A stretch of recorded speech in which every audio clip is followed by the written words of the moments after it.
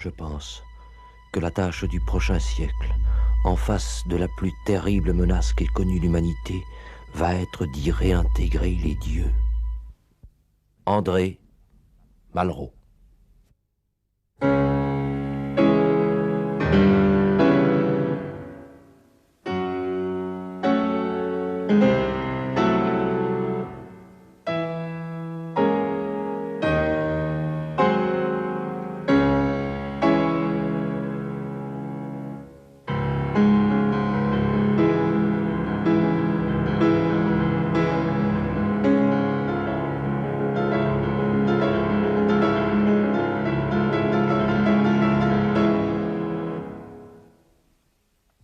Madame, mademoiselle, monsieur, bonsoir.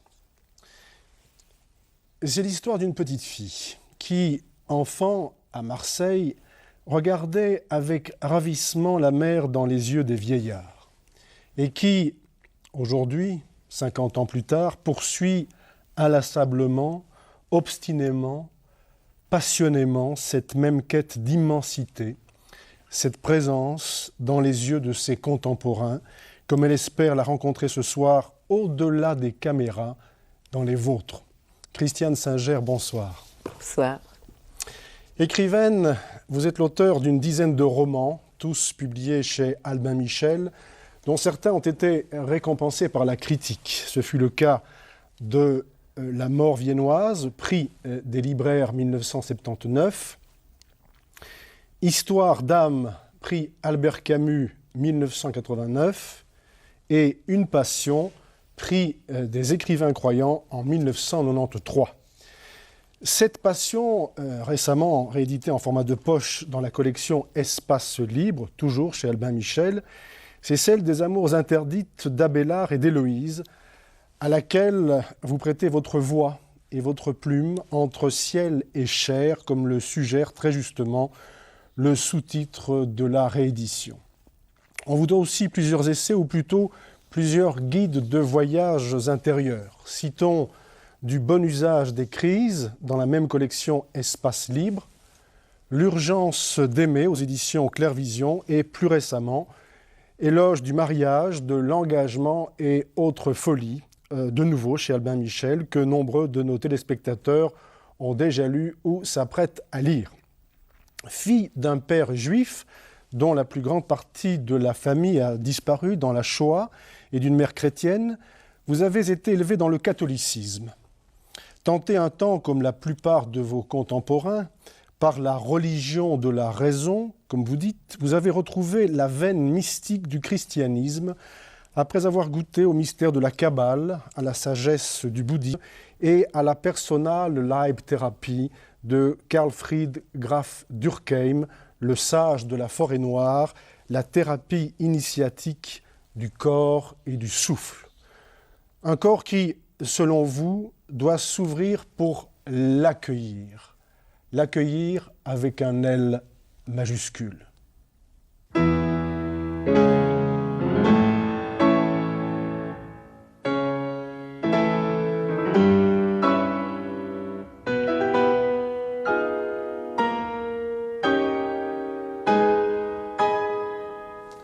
Nom au pluriel, Dieu au pluriel, avec des pluriels entre parenthèses. Pourquoi ? Un coup de cœur, un instant, c'est venu comme ça. C'est pas une longue réflexion. Ça ne pourrait pas l'être. C'est plutôt, vous avez évoqué l'enfance en parlant de moi, et c'est vraiment, il y a des existences comme ça qui sont tirées par la locomotive de l'enfance. Toute la vie durant, toutes les intuitions premières étaient dans l'enfance. Et pour moi, aujourd'hui, je sens de plus en plus combien je me relie à ces intuitions premières, après cette espèce d'immense détour par une existence d'homme ou de femme, tous les désastres, tout ce qui fait une existence humaine. Toutes les crises. Toutes les crises, bien sûr. Et puis, subitement, se révèle tout ce qui était là dès le début. Et dès le début, il y avait cet émerveillement devant cette présence multipliée, sous toutes les formes imaginables, sous tous les visages, dans tous les instants. Je promenais à l'instant, j'ai ramassé ces marrons dans le petit parc à côté de cette maison. Et en un instant, toute l'enfance est là. Cet émerveillement quand on tient cela dans la main, cet émerveillement premier, voilà, c'est quelque chose qui ne me quittera plus toute une vie. Et cette qualité de présence-là, comment faire qu'elle ne se perde pas, qu'elle ne s'émiette pas en cours d'existence, bien entendu que cela se produit, mais ces visages multiples, ce rapport, cette intuition première que le sacré est partout, qu'il n'y a pas quelque chose qui en soit exclu. Et peut-être que l'expérience douloureuse de l'enseignement religieux tel qu'on le recevait enfant, ça a été cette espèce d'étonnement. Alors il y a quelque chose qui n'est pas sacré. Il y a quelque chose comme une séparation entre le sacré et le profane. Ça a été la première révélation douloureuse de quelque chose qui n'était en aucun cas le reflet de ce que je vivais. Mais il faut dire que quand on vient au monde et qu'on se meut dans une ville comme l'était Marseille dans mon enfance, le monde entier était au rendez-vous. Toutes les odeurs imaginables, tous les bruits, tous les bruissements, ça ne peut plus. Aujourd'hui, nous vivons dans un univers stérile comparé à cela. Je le recherche parfois, mon Marseille, quand j'y retourne aujourd'hui. Toutes les couleurs de peau, elles y sont encore, Dieu merci. Mais autrefois, les Arabes portaient encore des burnous, les Noirs des boubous. Il y avait tout ce frémissement de toutes les couleurs, de toutes les images de vie imaginables. Et quand on est dans ce bruissement, dans cette richesse multiple des cultures, il est évident qu'un singulier, mettre au singulier la rencontre qu'on fait chaque jour avec l'essentiel, ça paraît une camisole de force. C'est ce que vous dites dans un très beau texte qui a été publié sous forme de carte postale à envoyer par exemple à un ami qui traverse des moments pénibles, des moments de crise. Persévérer à voir Dieu partout, dites-vous. Diriez-vous que parmi ces noms de Dieu, il y a le nom de Singer. Pourquoi ? Eh bien parce que dans Les Chemins du corps, un ouvrage collectif paru il y a quelques années chez Albin Michel, et dans la leçon de violon que vous nous y livrez, vous dites ceci: « Ce miracle que je suis, cet Elohim des Elohim, qu'est l'homme vivant, qu'est chacun de nous dans son miracle. » Nous sommes des dieux, Christiane Singer ? Non, pas des dieux, des reflets. Et voilà l'intuition qui se perpétue de l'enfance à maintenant. C'est que là où nous sommes nous-mêmes, où nous croyons être nous-mêmes avec toute notre histoire, vous savez, quand on écoute sa propre biographie, il y a un sourire très amusé qui perce. C'est tout sauf soi, naturellement. Cela, on ne l'est pas, tout en l'étant aussi. Mais c'est ce qui a traversé notre existence, ce qui s'est manifesté à travers ce corps, cette présence que je suis sur Terre parmi tous les autres hommes et toutes les autres femmes de ce monde. Qu'est-ce que j'ai laissé passer à travers moi ? Et il va s'avérer que ce qui fera le prix d'une existence n'est pas d'avoir été quelque chose avec des qualités, mais au contraire, si j'ose dire, les avoir écartés pour que passe quelque chose de plus grand que nous. Et c'est au fond cette respiration de tout ce qui a passé à travers moi, que ce soit la joie, que ce soit la louange, que ce soit l'émerveillement, que ce soit toutes les qualités d'amour, avoir livré passage. Ce par quoi ma vie a livré passage, voilà ce qui en fait le prix. Et non pas ce qui, comme un abcès, m'arrête. Tout ce qui est de l'ordre de l'arrestation me fait frémir. Et c'est pourquoi, dans toutes les institutions religieuses, les institutions des grandes religions, j'ai quelque chose comme un frisson au fond de moi. Parce que ça ne peut pas être ça. L'émerveillement, la rencontre qu'on a pu faire une fois avec cette divinité qui habite tout, elle ne peut pas être arrêtée. C'est ce que vous dites justement dans Éloge du mariage. Quand le mariage ne laisse pas les vents fous de la vie et du renouveau l'ébranler, quand l'Église ne se laisse pas décoiffer par les séismes salvateurs de l'expérience mystique, ils deviennent royaume des morts. Et en même temps, vous dites que le fleuve, d'une certaine manière, a besoin de la rive et que notre liberté a besoin, je ne dirais pas de l'interdit, mais de l'autre pour lui poser des limites. c'est très amusant d'être interrompu par soi-même, par des citations tirées de sa propre œuvre, parce que c'est évident qu'il y a une manière qu'il s'agit de renouveler chaque jour, d'exprimer les choses. Hein. Ce serait trop facile de les avoir écrites une fois pour toutes, et c'est évidemment le drame, comme je le ressens, enfin, j'ose l'avouer, dans les religions instituées. C'est le fait qu'elles ont devant elles des écrits qui sont entre l'expérience de l'instant et le vrai toucher. C'est-à-dire, le fait de placer des textes est aussi quelque chose qui interrompt le cours de l'être, le cours de la manifestation. Tout veut en permanence être réactualisé, c'est ça la folie. Il est évident que quand il y a eu révélation, quand il y a eu quelque chose d'infiniment fort, l'envie de le prendre sous le boisseau, de le tenir, de dire surtout qu'il ne s'échappe plus jamais, que je puisse le conserver à tout jamais. Et évidemment, dans cet acte-là, il y a le drame. Il y a le drame qui est programmé. Et dans l'Église, justement, à côté des textes canoniques, il y a les textes apocryphes. Ouais. Il vous arrive de temps à autre de citer, par exemple, l'Ephthom, l'évangile de Thomas. Oui. Hein. Oui. Seriez-vous une gnostique, Christiane Singer? La gnose est certainement quelque chose qui me hante, qui est le feu, la remise, l'arracher à l'état d'arrestation. C'est le geste d'arracher et de réactualiser à chaque instant, de réentrer dans la braise de l'expérience du moment. Vous parlez parfois des éons. Oui. C'est cette relation à cette immensité qui nous entoure, cette immensité qui nous entoure. J'avais enfant un jeu, en m'endormant, j'appuyais la racine des mains sur mes yeux. Vous savez, ça fait très mal, mais on voit après crouler des étoiles. Tout l'univers qui nous entoure vient se répéter dans les yeux. Et je me répétais ce mot toujours, toujours, toujours. Jusqu'au vertige et jusqu'à ce que je m'endorme. Cette sensation d'infini, infini, de commencement en commencement, jusqu'à un commencement qui n'a plus de fin, comme dit Grégoire de Nice. Cette sensation qu'il s'agit de réactualiser ce saisissement à tout instant. Toujours, et j'entends en allemand votre autre langue, ewig, ewig, ewig, à la fin du chant de la terre de Gustav Mahler. L'éternel retour. Une grande passion, Gustav Mahler. Ça, vous avez bien touché. Par retour, je ne veux rien sauver de moi-même. Je peux le dire comme ça. J'avais une délicieuse maman qui est morte à 93 ans et je me souviens vraiment quelques semaines avant sa mort, elle m'a dit une phrase qui m'avait bouleversée. Je lui racontais que chez la crémière, j'avais rencontré la voisine, Madame Intel, et que tout le monde demandait de ses nouvelles.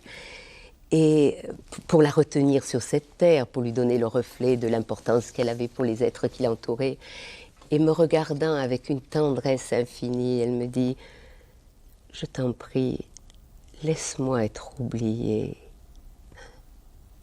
Et ces mots, cette résonance de « laisse-moi être oubliée », c'est quelque chose... Vous savez, j'en prends pas parfois le chemin, je donne au contraire l'impression d'être bien là et de faire beaucoup de bruit. Mais il y a dans la profondeur de l'être, cette nostalgie que tout cela qui fait l'unicité d'un être puisse se dissoudre et que ne reste au monde pour finir que ce murmure de la louange, dans une transparence totale. Enfin, c'est le rêve, c'est le rêve.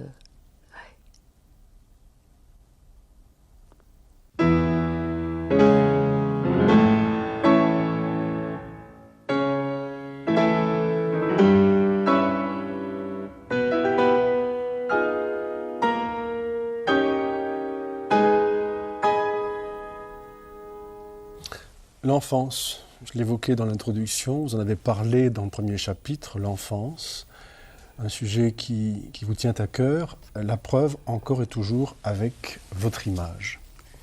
Qu'y a-t-il dans le regard de cet enfant, Christiane Singer? Vous savez, je m'aperçois de plus en plus que dans ce monde dégradé dans lequel nous vivons, où il y a une telle hégémonie de de tout ce qui est chiffres, de tout ce qui est matière, de tout ce qui est statistique. Les chiffres contre ce que je tiens entre les mains.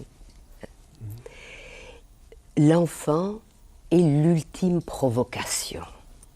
C'est pas pour rien qu'elle est sujette à un pilonnage sans merci de la part de notre société. Il y a toute une industrie effarante qui n'a pour but que son extinction, que l'extinction du royaume de l'enfance.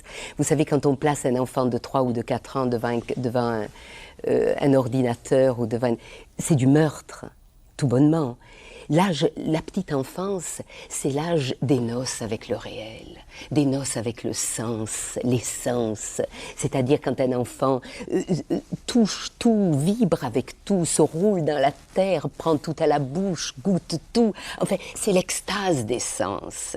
Et c'est l'apprentissage de la liberté absolue. Parce que quelqu'un qui a eu une enfance ne sera jamais un bon petit étroit citoyen. C'est pas possible. Fonctionnaire.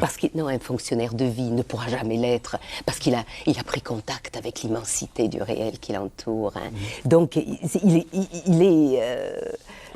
est par nature contestataire de l'ordre établi.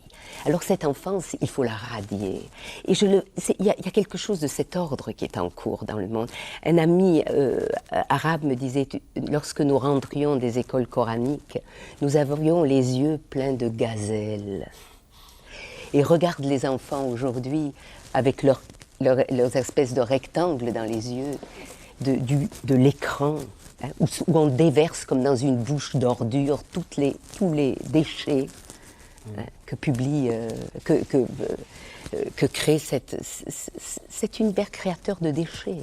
Alors cette image-là, précisément, les lecteurs de Nouvelles Clés la connaissent bien.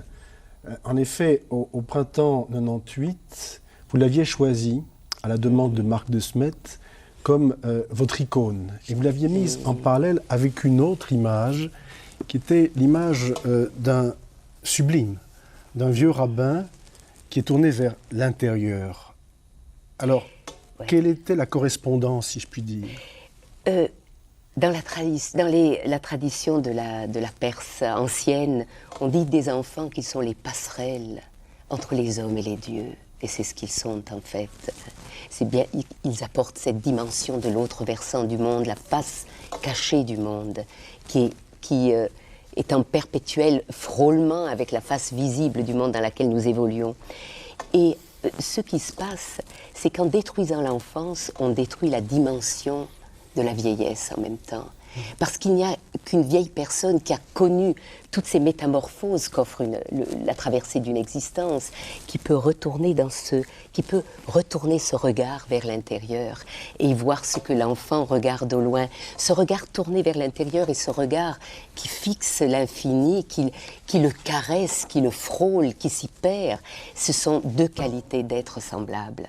Il y a comme de l'enfance, de la petite enfance à la vieillesse, il y a une alliance. Hein. On a fait le passage d'un versant du monde à l'autre, après la traversée d'une vie.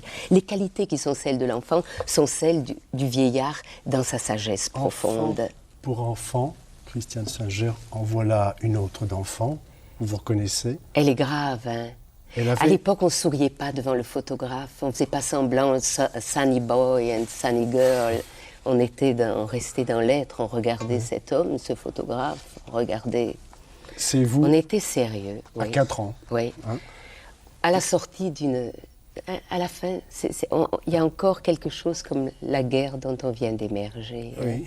C'est un regard grave. Hein? Oui. Donc là, vous avez 4 ans, 1947. Et puis, puisque vous parliez des âges de la vie, et notamment de ces saisons de la vie que vous avez évoquées dans Les chemins du corps, paru chez Albin Michel, ouvrage collectif, vous voilà vers l'âge de 38 ans. Et vous voyez, en cours d'existence, on est peut-être plus jolie, mais on est moins belle, hein, vous reconnaissez, non ? Ça, je laisse aux téléspectateurs le soin de se faire une opinion. Bien. Mais dans Les chemins du corps, justement, et dans votre chapitre, Les saisons du corps, vous dites de vous, la femme que vous avez devant vous a déjà enterré un enfant, l'enfant qu'elle a été, puis une adolescente, puis une jeune mère, puis la femme féconde, et j'enterrerai cette femme mûrissante que je suis en devenant la vieille femme qui est en moi, puis la très vieille femme, puis la morte. Est-ce que la mort est une autre naissance ? Je vais vous dire, tout ce que nous dirons sur la mort ne sont que des bavardages de vivants. C'est une arrogance pour moi de dire c'est une nouvelle vie avec cette simplicité, comme si c'était de l'ordre de l'évidence, comme pour m'épargner quelque chose de l'ordre d'un passage, il ne faut pas badiner. La mort, c'est aussi immense que on ne peut pas le regarder sans avoir les yeux brûlés. C'est comme le soleil, la mort. C'est-à-dire que nous voulons toujours nous épargner, même dans une certaine scène un peu où on aime bien prendre contact avec toute forme de spiritualité. Ce qu'on aimerait s'épargner à tout prix, c'est le passage par l'effroi. Le tremendum, enfin l'effroi sacré, c'est ce que notre société ne veut en aucun cas. Il n'en est pas question d'être confronté au tout autre, à quelque chose qui fait froid dans le dos, dans un sens, mais qui fait frémir aussi d'une impatience de reconnaissance. On reconnaît aussi une patrie de l'autre versant, on reconnaît aussi quelque chose qu'on connaît. Mais c'est vraiment cet effroi sacré, personne n'en veut. Et vous savez, pour moi, la manifestation que notre société l'a éradiquée, c'est l'invention du kitsch. Le kitsch n'existe dans aucune autre société.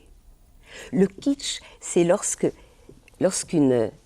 esprit refuse d'entrer dans le saisissement et dans le fait d'être touché. Quand on transforme la Madone à la chaise de Raphaël en calendrier des postes, il y a quelque chose de cet ordre. Non. Si je regardais vraiment cette femme avec son enfant, une fibre tellement profonde en moi en serait touchée, en serait ébranlée. Je ne peux pas m'offrir ce luxe. Il se pourrait qu'après la vie insignifiante que je mène ne me convienne plus du tout. C'est ce refus de se laisser saisir, de se laisser ébranler par les choses dans son fondement. C'est ce goût de se mettre en sécurité, de se sauver, mais qui se veut sauver sa vie la perdra. Il est évident que dans ce système d'assurance, de sécurité dans lequel nous sommes enfermés, il y a la pire conspiration contre la vie qui ait jamais eu lieu, un détournement radical des forces de vie. Et puis il faut pouvoir, à un moment, regarder la mort en face, la mort de l'autre. Dans notre société, on écarte l'enfant de celui qui va mourir. Vous avez, tout au début de Éloge du mariage, de l'engagement et autres folies, raconté cet épisode bouleversant. Votre grand-père va s'éteindre. Et il y a ce geste qui reste là maintenant, très présent en vous, de la caresse de votre grand-mère sur le front de votre grand-père, et vous dites comme une sorte d'épigraphe de lumière. Derrière les charniers de l'histoire, ce geste sauve le monde de l'inanité. Voilà comment ça s'est exprimé pour moi à travers la plume. Vous savez, l'écriture, c'est à un tout autre niveau de l'être qu'on est touché dans l'écriture. C'est tout à fait. Oser aussi donner à des moments où on a été si profondément touché de la force et de l'importance. Très souvent, je m'aperçois que tout le monde vit des choses essentielles et profondes, mais pas tout le monde s'en aperçoit. C'est la seule différence. Moi, je mets toute mon énergie d'attention dans ces instants-là. Et quand je me mets à m'adresser à quelqu'un, elle dit « Mais qu'est-ce que vous avez vécu d'immense dans votre vie ?» Je ne sais pas, moi. J'ai eu plusieurs expériences de ce genre en faisant des rencontres récemment avec des chefs d'entreprise où je tentais, c'était très amusant, vous savez, je suis invitée n'importe où, c'est très amusant ce genre de rencontres, je dis amusant, mais c'est pas amusant, c'est très émouvant, avec des personnes qui viennent d'un tout autre horizon. Et on me demandait simplement d'éveiller quelques mémoires en eux de quelque chose, ou peut-être qu'on ne me demandait pas du tout ça, mais c'est ce que j'ai toujours envie de faire. Alors je leur demandais seulement, mais quel a été un moment de votre vie? Je voudrais simplement entendre ça, pas votre récit d'existence, votre biographie, mais un moment de profond toucher de l'être. Et je vous assure qu'il faut attendre des minutes et des minutes et des quarts d'heure jusqu'à ce qu'enfin, lassé parce que je suis capable de persévérer aussi dans ce cas-là, et d'écarter ce qui n'est pas touché de l'être, comme le dernier contrat avec les Japonais, n'est-ce pas, qui a peut-être fait plaisir, mais qui n'est pas de cet ordre. Et subitement, le premier qui s'avance et qui dit « Ah oui, je me souviens. Une fois enfant, jouant avec un ballon, hein, je le vois sauter, puis il saute, plus haut que moi. Et puis subitement, je m'aperçois, si je le suis, je vais partir culbuter dans les étoiles et je m'arrête de frapper sur ce ballon. » Ces instants-là, où la mémoire se réveille. Moi, je vois ma vie et mon écriture et ce que je fais sur cette terre que comme cette nostalgie de réveiller sous les gravats de l'existence la mémoire profonde, la mémoire de ce que nous sommes dans notre profondeur et que nous oublions en cours d'errance.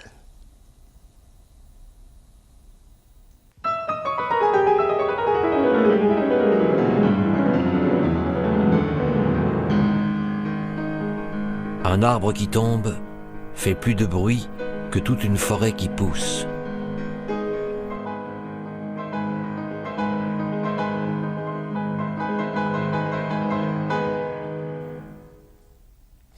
Alors cette phrase, Christiane Singer, je dois vous l'avouer, elle nous a donné du mal.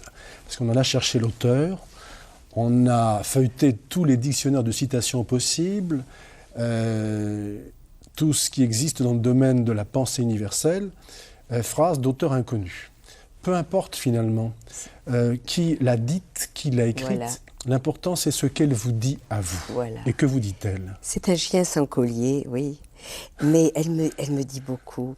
Elle me dit beaucoup parce que depuis toujours j'ai le pressentiment que les choses importantes de cette terre se passent dans l'ordre du caché, dans l'ordre de l'invisible, du quasi-invisible, ceux dont on ne parlera jamais dans les médias, ceux dont on parle... Ah oui, c'est pas la même chose. Zimzoum est vraiment, dans la tradition juive, le retrait de Dieu, de sa création bien-aimée, pour que l'homme s'y déploie, il déploie les potentiels. C'est une autre nuance. Mais là, c'est vraiment...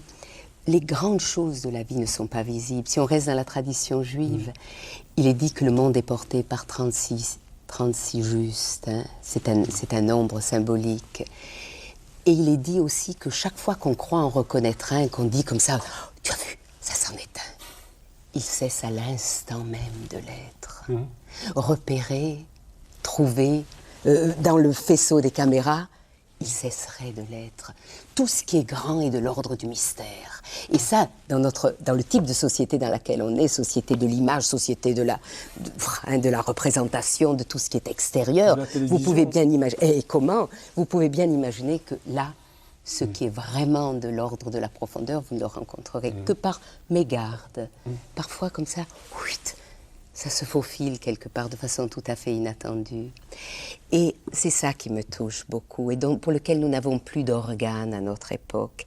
Et dans l'ordre aussi de l'information, par exemple, qui n'est faite que d'arbres qui tombent avec un fracas. Boum, hein. C'est la seule chose dont on aura écho. On ne vous dira jamais dans les actualités que dans telle ville, 152 nouveau-nés sont devenus aujourd'hui au monde. Hein. Ou que 38 722 mères sont venues chercher leurs enfants à l'école, ou quelque chose de cet ordre. Ce n'est pas de l'ordre de l'actualité. D'accord. Or, c'est précisément ce bruissement presque inaudible de la forêt, de cette forêt qui pousse, cette conspiration de l'amour, silencieuse, dont personne jamais ne parlera. Toutes ces mères qui, de bon matin, réchauffent un chocolat chaud pour leurs enfants, ces êtres qui se regardent, qui s'aiment, qui portent le monde dans des petits gestes anodins. Celui qui arrose son pot de fleurs avec amour sur son balcon. C'est vrai, Ces 1000 gestes portent le monde. C'est vrai, mais en même temps, vous reconnaissez, vous avez écrit du bon usage des crises, qu'il y a des crises qui nous remettent au monde. Il y a une quinzaine d'années, vous avez traversé une crise terrible. Vous l'avez raconté dans une sorte d'autoportrait vidéo tout à fait extraordinaire, réalisé par Jean-Jacques Roudière, disponible en cassette, en noir et blanc, et c'est bouleversant. Une nuit obscure, comme aurait dit Jean de la Croix, une nuit où vous auriez pu, dites-vous, tuer quelqu'un. Ah, ça, ce sont les instants cruciaux de l'existence où la vie bascule. C'est aussi de l'ordre du bruit d'un arbre qu'on abat.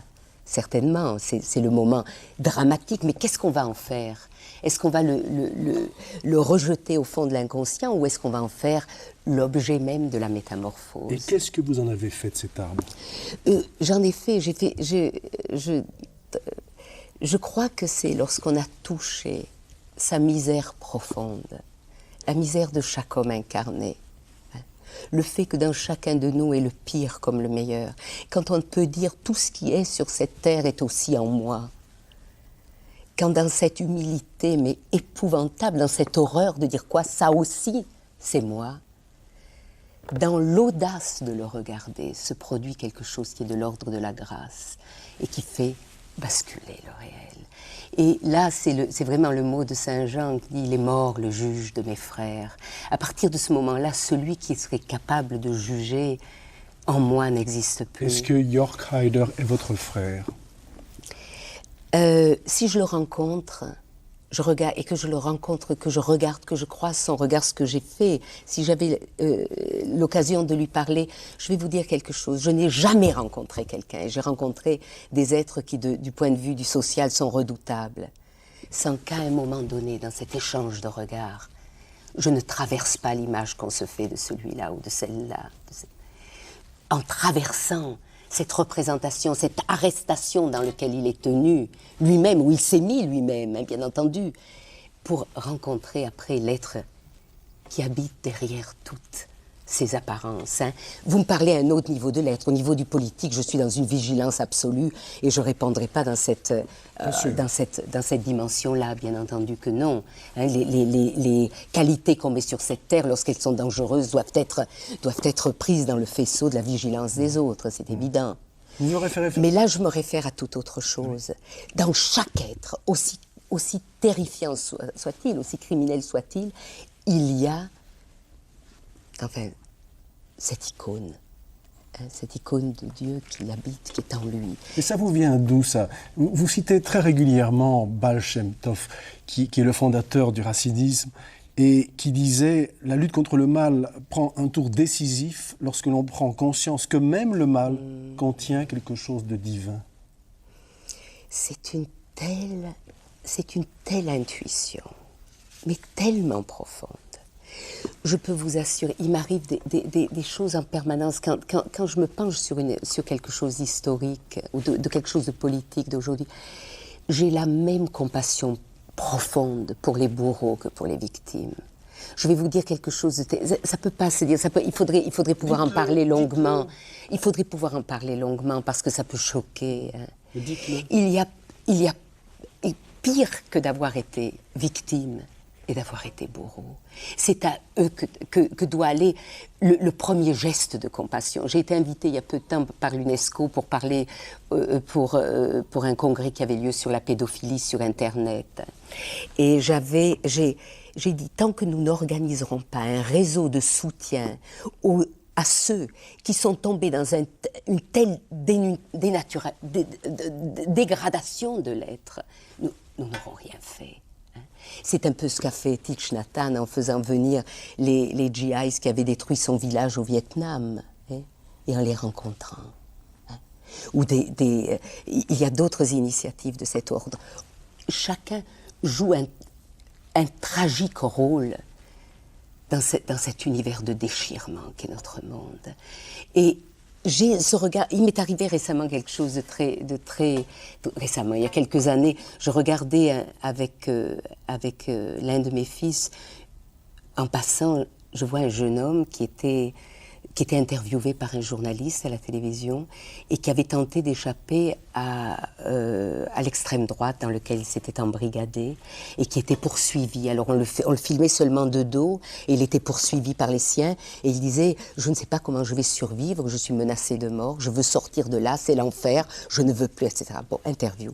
Sur ce, j'ai tout remué pour trouver la trace de ce jeune homme et je l'ai trouvé. Parce que si je rencontre ça, je peux pas aller à l'encontre de tout, je ne suis pas chargée de sauver le monde entier, c'est grotesque, hein, c'est de l'ordre du gros. Mais si je rencontre un être et que je suis ébranlée, je me dis, mais c'est à lui qu'il faut tendre la main. Je l'ai retrouvé, ce jeune homme. Pendant quelques années, grâce à l'organisation des écrivains à laquelle j'étais inscrite, alors on lui a trouvé du travail, on l'a préservé. C'est depuis chaque fois qu'il y a la fête des mères, le seul qui me téléphone, c'est Wolfgang qui me dit au bout du fil « Bonjour ». Je viens vous embrasser. Et vous voyez, il n'y a pas un moment cette sensation, mon Dieu, bas les mains, n'approchons pas des gens qui sont engagés dans des processus semblables. Bien au contraire, c'est vers eux que nous devons aller, avec le cœur ouvert. Moi, dans les rues, si je rencontre, parfois l'autre fois, je me retrouve face à un groupe de skinheads, mais je suis allée vers eux. Moi, ça me passionne. J'ai dit, écoute, qu'est-ce qu'il fait avec des chaînes de métal? Qu'est-ce que vous faites avec ces chaînes? À quoi ça peut bien servir, ces chaînes? Et je leur ai parlé. Je peux vous assurer qu'il se passe quelque chose d'incroyable. Quand ces aides ne sont pas regardées, s'ils étaient en représentation, ils m'auraient probablement jeté leur chaîne à la figure.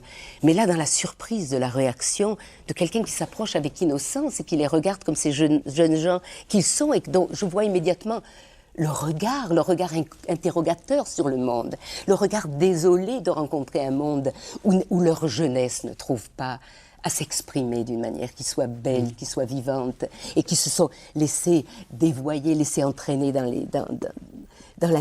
une forme de destruction qu'ils expérimentent et qui les éjectera, je l'espère, une fois ou l'autre. Mais multiplier les lieux de rencontre avec eux, c'est ça. Vous ne pouvez pas savoir à quel point j'ai expérimenté au cours de ma vie le miracle du regard posé sur quelqu'un, quel qu'il soit.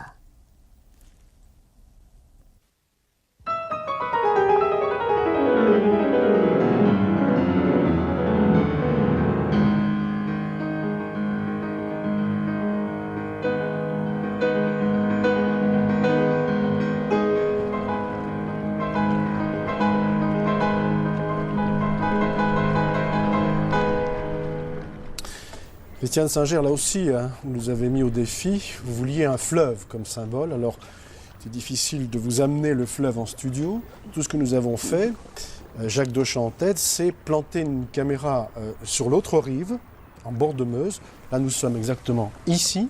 C'est là que nous sommes pour l'instant. Nous avons planté la caméra, pour ceux qui connaissent Liège, au niveau de l'héliport, pour vous permettre de nous parler de ce fleuve qui coule et qui exprime quoi pour vous?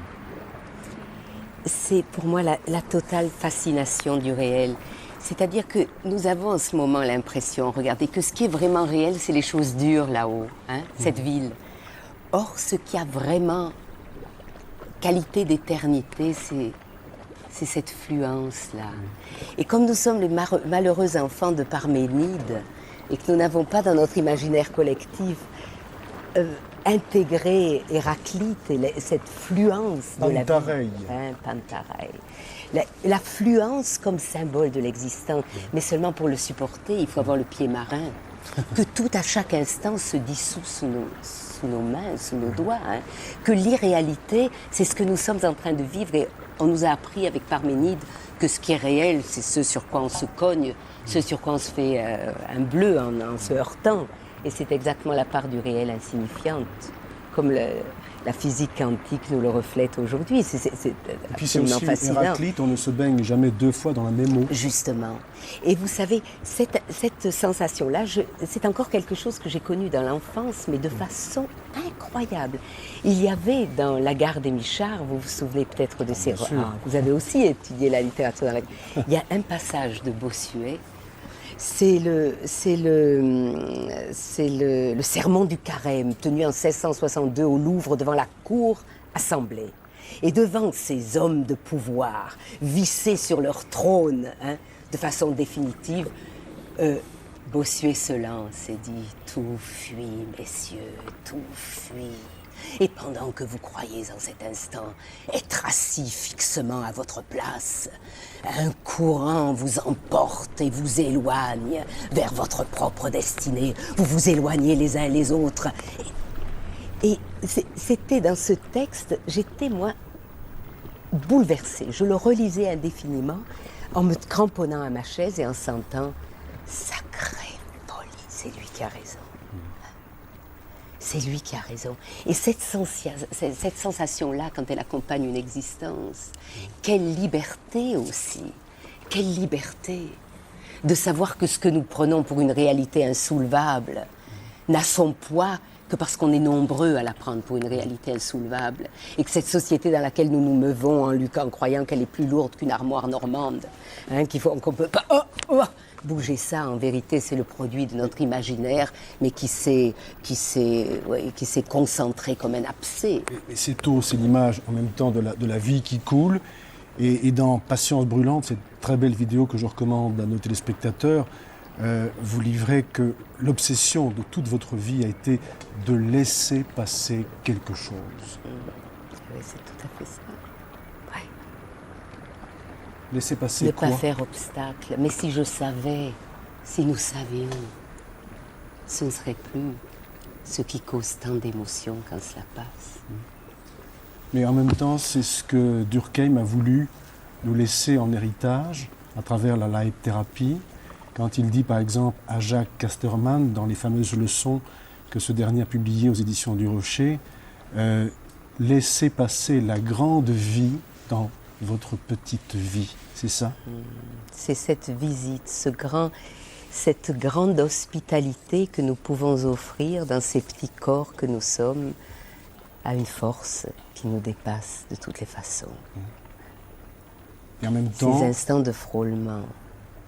Il y avait au parc du Pharaon, à Marseille, lorsque vous étiez enfant, le regard de ces vieillards, et vous qui regardiez la mer dans ces regards, le regard des vieillards, pas celui des adultes, dites-vous. Non, parce que ces vieilles personnes qui maintenant ne sont plus sur ces bancs du Pharaon, j'y vais quand je suis à Marseille, vous savez devant quoi ils sont, voilà, n'est-ce pas? Eh bien, nous allions enfants parce que c'était eux qui nous reliaient à la mémoire que nous avions encore en nous. Les adultes étaient tellement occupés à gagner leur vie, à se battre pour ce qu'ils croyaient être la vraie vie, que dans leur regard ne se reflétaient plus que des chiffres ou des cadrans de montres.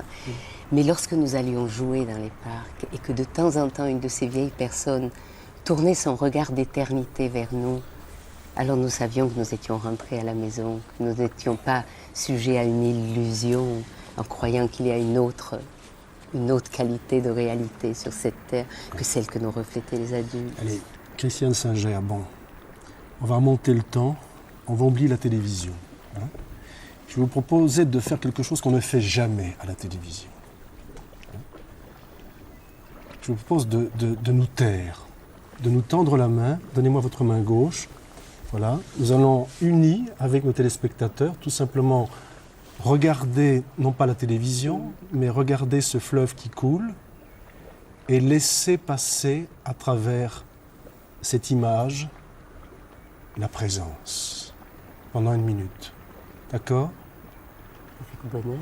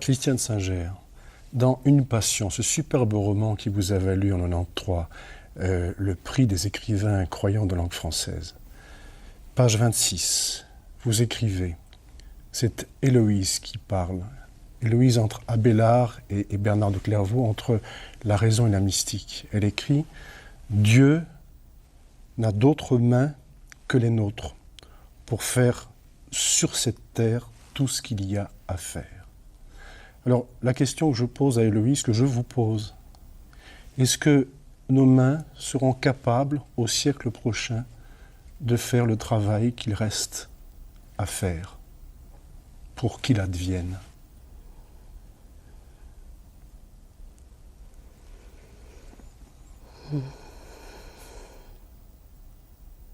Main d'humain, main de Dieu. Elles le feront.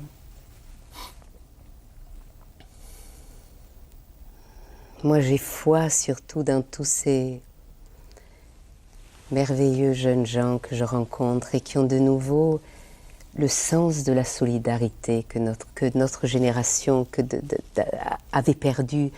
Vous savez, sous la poussée de l'hégémonie sociale, ont volé en éclats toutes les solidarités humaines. Et c'est scandaleux, c'est ignoble, c'est terrifiant.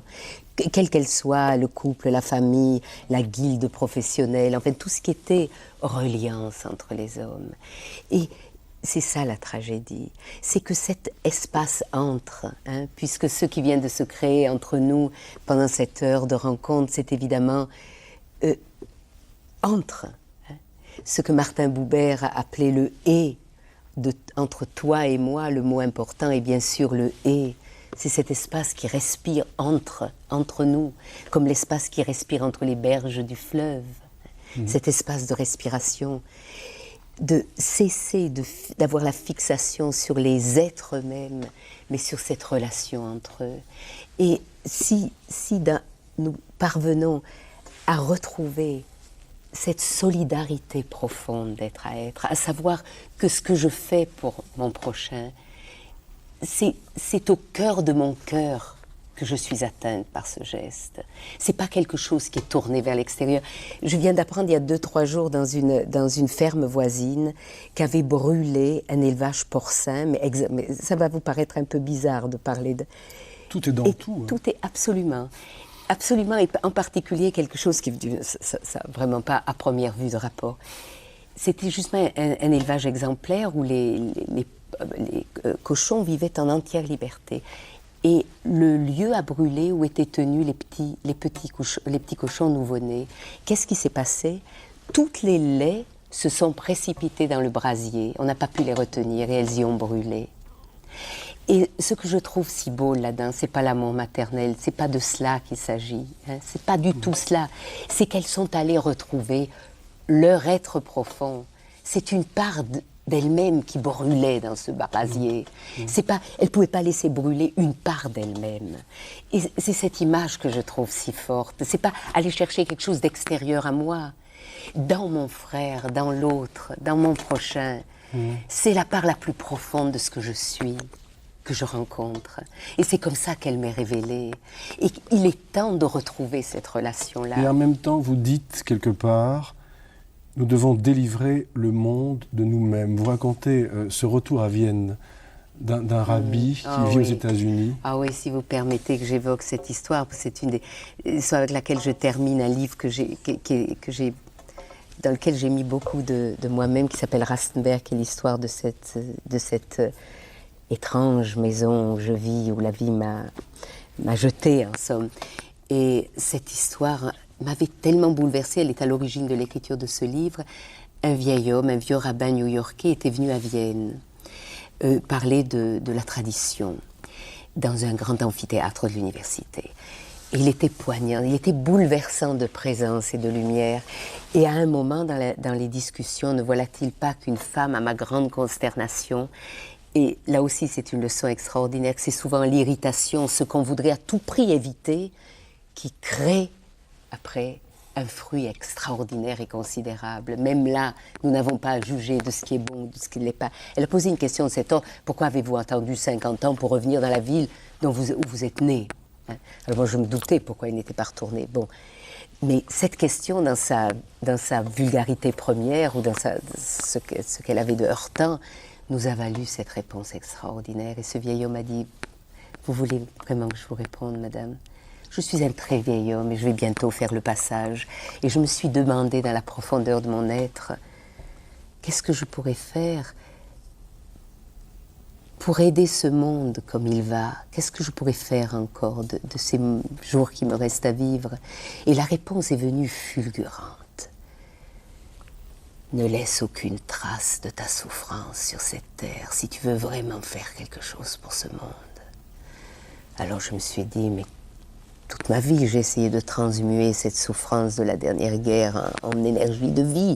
Mais subitement, une mémoire est montée. Quand j'avais 12-13 ans, j'ai été prise à partie par des jeunes nazis qui m'ont jeté des pierres et qui m'ont laissé pour mort sur un pont de la ville. Et alors ce matin, savez-vous ce que j'ai fait, madame? Avant que la vie ne commence dans cette ville, je me suis rendue sur ce pont. Et je suis allée retrouver l'enfant que j'ai été. Il était là, il m'attendait. Et je l'ai pris dans sa main et je le ramène. Et ainsi, dans cette ville, il n'y a plus aucune trace de la souffrance du vieux Rabbi Charter. Belle histoire qui en évoque une autre, celle qui figure tout au début de votre éloge du mariage. C'est le moment où vous dites à votre père, « Papa, nous avons retrouvé la trace en parlant de vos grands-parents, trace heureuse, trace malheureuse. Que sommes-nous donc d'autres que des passeurs de lumière? » C'est tout le sens de votre œuvre et je vous en remercie, Christiane Singer. Je vous cite également une dernière fois dans Éloge du mariage, de l'engagement et autres folies. Toujours, vous écrivez « Par un mystère impossible à élucider, ce sont précisément toutes les rencontres d'une vie qui nous font peu à peu advenir. » Et vous soulignez advenir. De tout cœur, Christiane Singer, merci de nous avoir aidés par votre présence aujourd'hui à advenir à notre tour, à laisser passer la vie avec un grand V dans nos petites vies. Pour vous en remercier, nous vous offrons les 4 nouveaux volumes de notre collection, l'intégrale de Nom de Dieu, coédité par Alice Éditions et les amis de la RTBF Liège. Tout d'abord, Comme l'eau qui jaillit, un titre auquel vous devriez être sensible après ce que vous nous avez confié à travers votre symbole. C'est le titre du Nom de Dieu du regretté professeur Henri Laborit. Éprouver mais n'en rien savoir de Catherine Clément, dont la signature côtoie souvent la vôtre dans l'excellente revue de Marc de Smet, Nouvelle Clé, dont il a été question à plusieurs reprises dans cette émission. Nul ne connaît le jour qui naîtra, d'Edgar Morin, l'un des plus grands esprits de cette fin de siècle. Et enfin, si je vous dis « La vie est mon jardin », vous avez reconnu, bien sûr. Eh bien alors moi je vous offre mes 3 marrons. Ah ben voilà. Pour ne pas être en reste.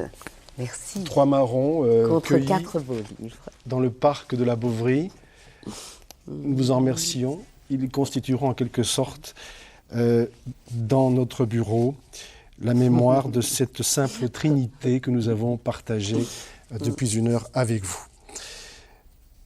Jean-Marie Pelt, qui serait heureux de découvrir ces 3 marrons dans son jardin et dont je vous recommande la lecture de ce livre, La vie est mon jardin. Si vous voulez connaître les titres exacts de ces nouveaux titres parus ainsi que la bibliographie complète de Christiane Singer, il vous suffit de nous écrire à Nom de Dieu, RTBF, Palais des Congrès, 4020, Liège, Belgique. Merci à tous, merci à vous de nous avoir suivis et à très bientôt. Bonsoir.